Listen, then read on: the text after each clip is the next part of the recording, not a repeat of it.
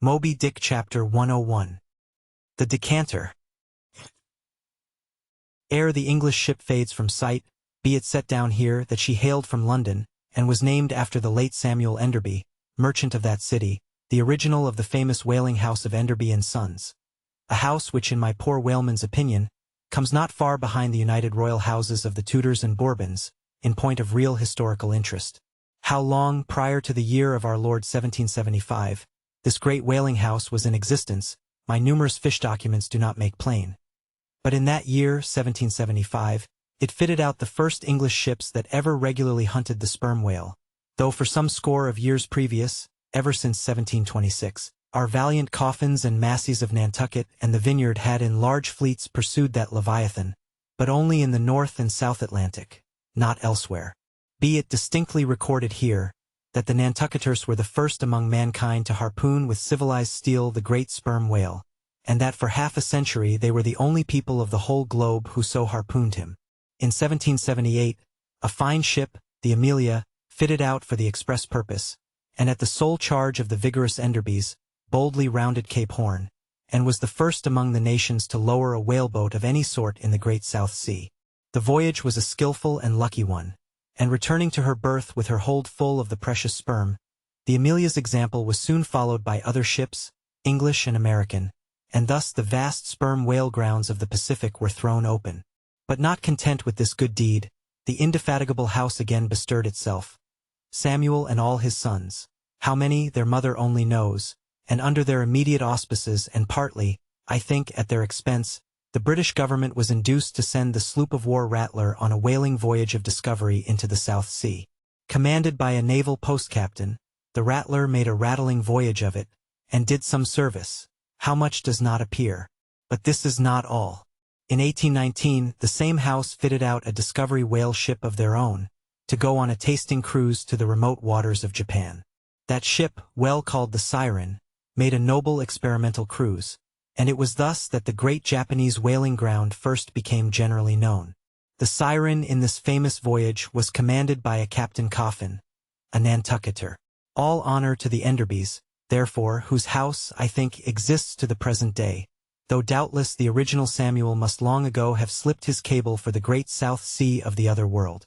The ship named after him was worthy of the honor, being a very fast sailor and a noble craft every way. I boarded her once at midnight somewhere off the Patagonian coast, and drank good flip down in the forecastle. It was a fine gam we had, and they were all trumps, every soul on board. A short life to them and a jolly death. And that fine gam I had long, very long after old Ahab touched her planks with his ivory heel. It minds me of the noble, solid, Saxon hospitality of that ship, and may my parson forget me, and the devil remember me, if I ever lose sight of it. Flip? Did I say we had flip? Yes, and we flipped it at the rate of 10 gallons the hour, and when the squall came, for it squally off there by Patagonia, and all hands, visitors and all, were called to reef topsails, we were so top-heavy that we had to swing each other aloft in bowlines, and we ignorantly furled the skirts of our jackets into the sails, so that we hung there, reefed fast in the howling gale, a warning example to all drunken tars. However, the masts did not go overboard, and by we scrambled down so sober that we had to pass the flip again, though the savage salt spray bursting down the forecastle scuttle rather too much diluted and pickled it to my taste. The beef was fine, tough, but with body in it. They said it was bull beef. Others that it was dromedary beef. But I do not know for certain how that was. They had dumplings too, small but substantial, symmetrically globular and indestructible dumplings. I fancied that you could feel them, and roll them about in you after they were swallowed. If you stooped over too far forward, you risked their pitching out of you like billiard balls. The bread, but that couldn't be helped. Besides, it was an anti-scorbutic. In short, the bread contained the only fresh fare they had. But the forecastle was not very light, and it was very easy to step over into a dark corner when you ate it. But all in all, taking her from truck to helm, considering the dimensions of the cook's boilers, including his own live parchment boilers, fore and aft, I say, the Samuel Enderby was a jolly ship, of good fare and plenty, fine flip and strong, crack fellows all, and capital from boot heels to hatband.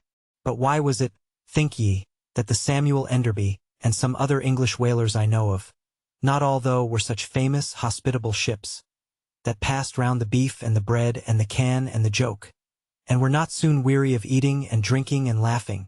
I will tell you, the abounding good cheer of these English whalers is matter for historical research.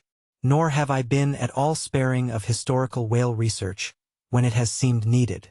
The English were preceded in the whale fishery by the Hollanders, Zealanders, and Danes, from whom they derived many terms still extant in the fishery, and what is yet more, their fat old fashions, touching plenty to eat and drink.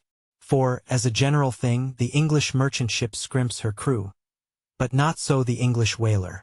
Hence, in the English, this thing of whaling good cheer is not normal and natural, but incidental and particular, and therefore must have some special origin, which is here pointed out, and will be still further elucidated.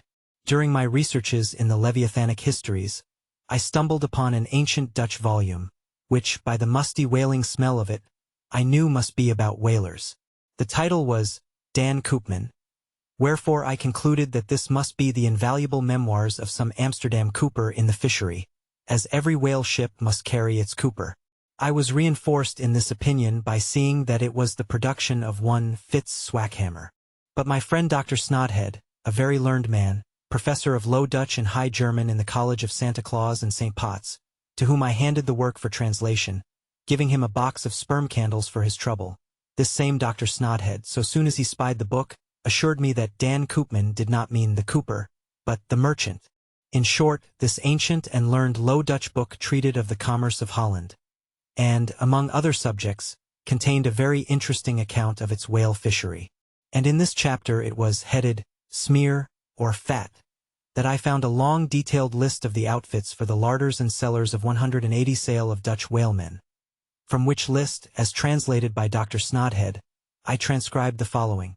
For 100,000 pounds of beef, 60,000 pounds, Friesland pork, 150,000 pounds, of stock fish, 550,000 pounds, of biscuit, 72,000 pounds, of soft bread, 2,800 firkins of butter, 20,000 pounds, Texel and Leyden cheese, 144,000 pounds, cheese, probably an inferior article, 550 anchors of Geneva, 10,800 barrels of beer. Most statistical tables are parchingly dry in the reading. Not so in the present case, however, where the reader is flooded with whole pipes, barrels, quarts, and gills of good gin and good cheer. At the time, I devoted 3 days to the studious digesting of all this beer, beef, and bread, during which many profound thoughts were incidentally suggested to me, capable of a transcendental and Platonic application. And, furthermore, I compiled supplementary tables of my own, touching the probable quantity of stockfish, etc., consumed by every Low Dutch harpooneer in that ancient Greenland and Spitzbergen whale fishery. In the first place, the amount of butter and Texel and Leyden cheese consumed seems amazing. I impute it, though, to their naturally unctuous natures, being rendered still more unctuous by the nature of their vocation, and especially by their pursuing their game in those frigid polar seas, on the very coasts of that Eskimo country where the convivial natives pledge each other in bumpers of train oil. The quantity of beer, too, is very large, 10,800 barrels.